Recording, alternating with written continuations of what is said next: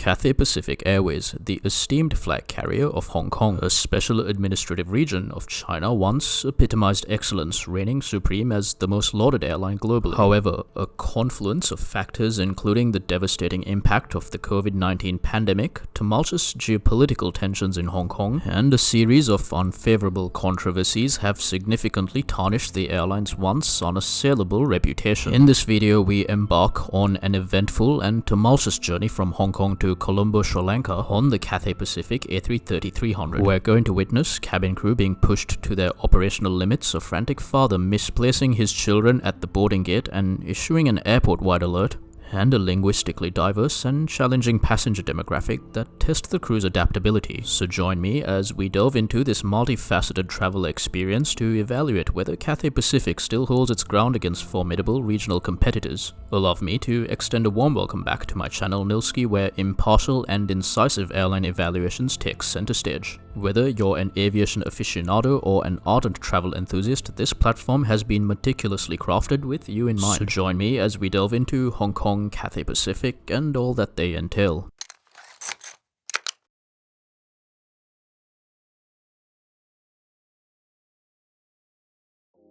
A very good afternoon to you and welcome to the Plaza Premium First Lounge at Hong Kong International Airport. This lounge has a very exclusive feel to it, and for 198 Australian, you can experience it too. This lounge features an open bar, a private room for a la carte dining, and a complimentary massage. However, today we're not here for the lounge, but rather to freshen ourselves up, and best believe after that 9-hour hop from Melbourne, I was quite in need of a shower and freshening up, and to that extent, let's get ready. I found the facilities here quite plentiful, the shower cubicle was quite big, and there were plenty of amenities on offer. I also asked the staff if I could have a razor, and after some looking around, they finally found one for me. And I'll admit, I really wasn't expecting much from this lounge, but I left the lounge feeling thoroughly impressed. Now, one thing about Hong Kong Airport is they have a sky bridge that overlooks the apron of the airport. Of course, we don't gatekeep information on this channel, so to access this bridge, you need to head towards the link between Terminal 1 and the satellite terminal. And since Plaza Premium is located right next to Gate 1, this seems like a good starting point, so off we go.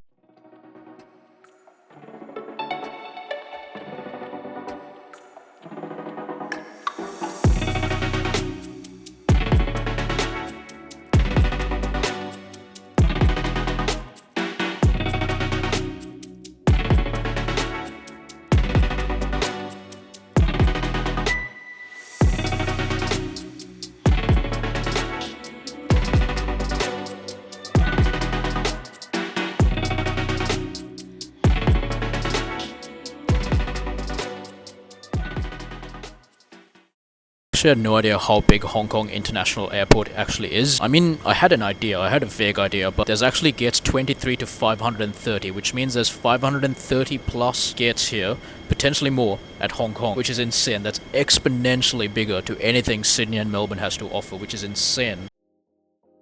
Now, on the topic of this being a big airport and me being a poor little Tasmanian that's mesmerized by the opulence, allow for plenty of time to run between gates. This is not an airport for you to be mucking around.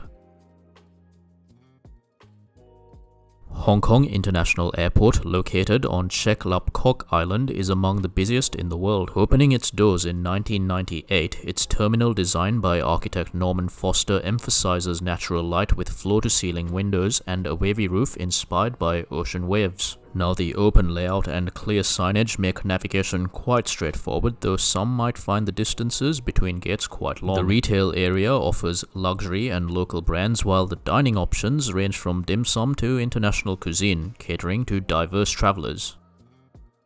Now, the history of Cathay Pacific Airways in Colombo is a bit of an on-again, off-again type situation. The airline first touched down in Colombo in the early 90s, and for a bulk of this time, the flights operated either via Bangkok or Singapore. Now, they never lost their fifth freedom rights between Thailand, Singapore, and Sri Lanka, but in 2014, the airline decided it was better off terminating its fifth freedom flights and started operating the flights directly between Hong Kong and Colombo instead. However, then came 2019, and Cathay Pacific terminated its flights to Colombo for reasons that were never revealed to the media but largely speculated as being cited as a lack of demand for travel between the two ports. Then came COVID-19, and obviously no one was running to reinstate previously terminated routes until February of 2024, where Cathay Pacific announced that after a 4-year hiatus they'd finally resume flights between Colombo and Hong Kong, and that's where we are today.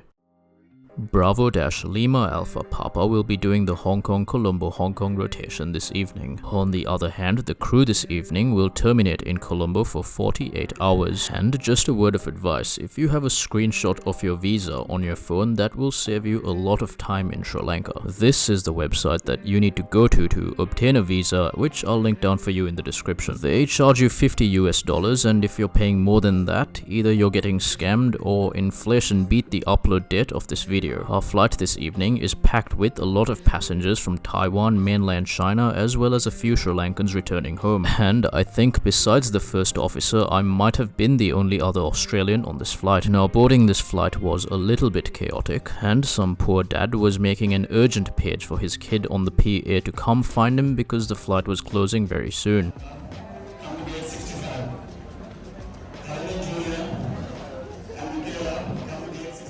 Now, something that I was really impressed by was seeing the Hong Kong airport staff switch interchangeably between Cantonese, Mandarin and English. It's almost like they knew who could speak what and then directed them accordingly.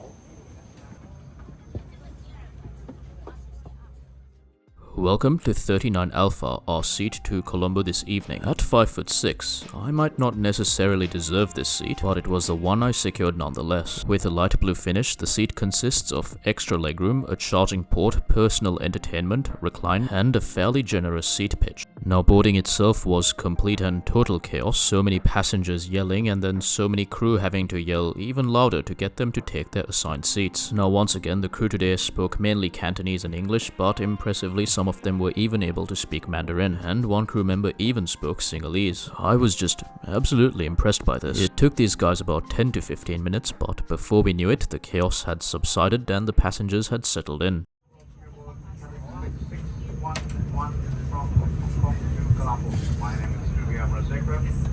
And I'd like to remind everybody at this time to please keep your seatbelts fastened at all times.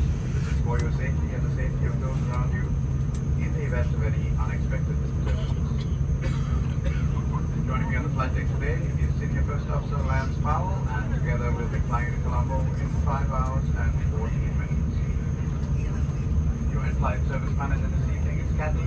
Cathy will be showing you a safety presentation. May I ask you all please pay particular attention to this, as it contains very important information. I'll now let you sit back and enjoy the Cathay Pacific service, and I'll speak to you again when we start descent for Colombo.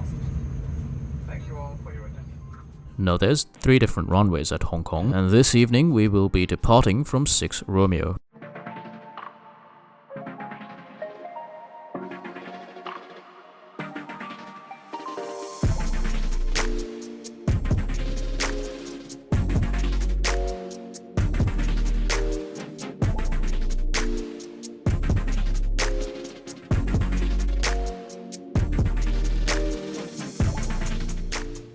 Crew, please be seated for takeoff.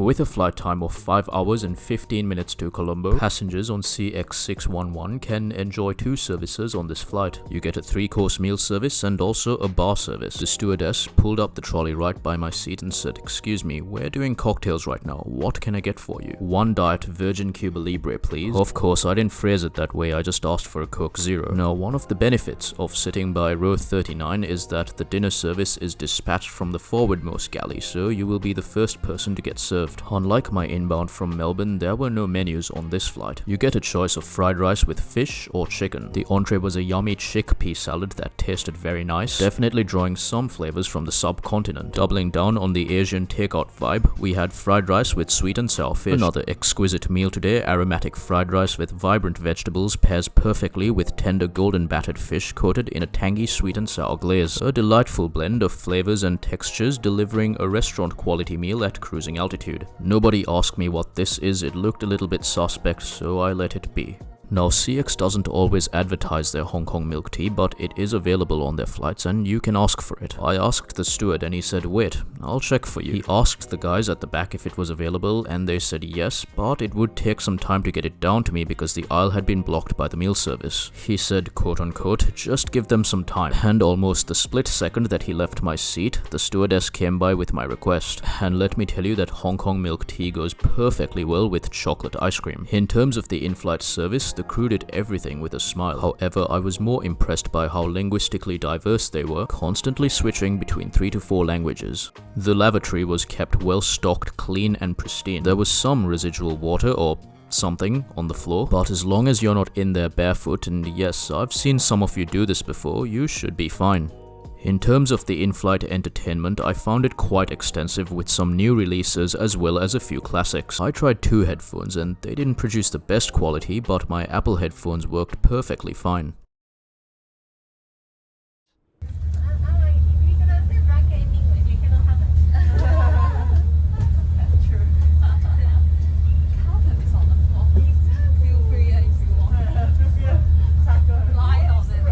Attendants discriminated against non-English speakers. Ronald Lam apologized for the second time in 2 days.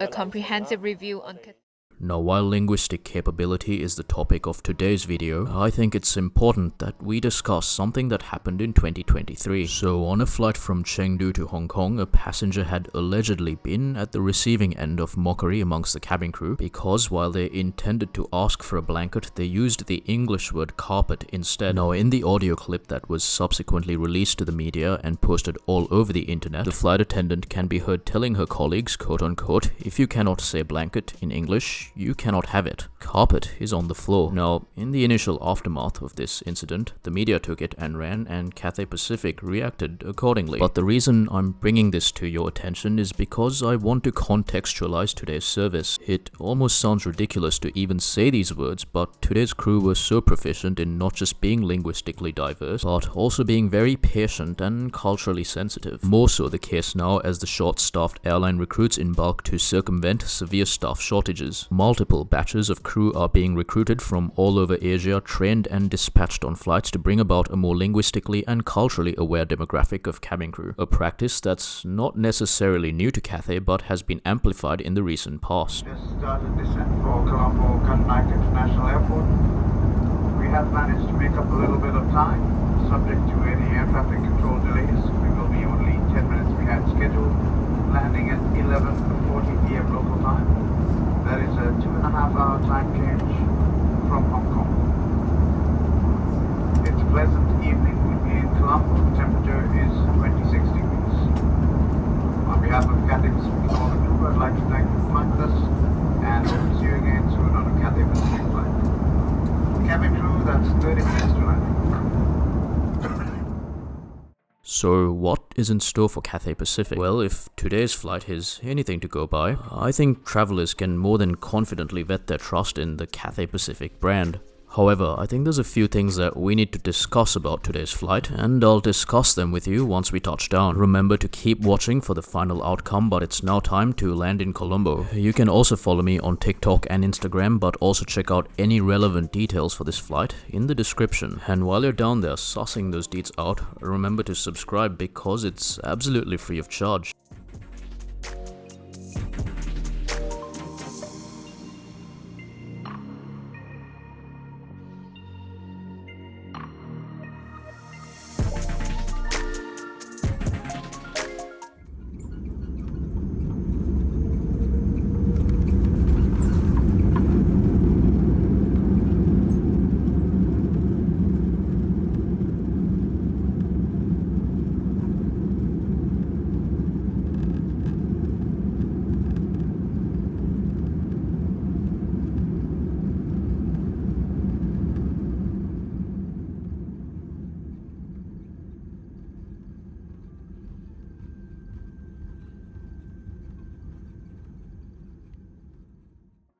So let's talk about where Cathay Pacific has done well. First, the Hong Kong transit experience. Now, provided you're not from a list of these countries that make transiting a little bit more difficult, Hong Kong Airport is actually a fantastic place to transit through, and also an have-geek's paradise. Number 2, dining. And while I did suppress the urge to ask for a second meal, had I been a little bit more famished, I would have thrown my pride out of the window and asked the crew for another meal. Number 3, today's flight crew have been absolutely fantastic. I don't think I've ever been on a flight where they announce in a whopping 5 languages and have crew that can speak at least 3 of them, but that was very impressive to see. Where can Cathay Pacific improve? Well, I really only have one complaint, and that's just that this A330 is a little bit too old. And while some airlines do have some unwritten rules about which destinations they prioritize, perhaps upgrading the equipment will go a long way. That being said, Cathay Pacific has done outstandingly well, and here is the final score. That's all for now. Have a pleasant day, and I'll see you in another trip report. Bye bye.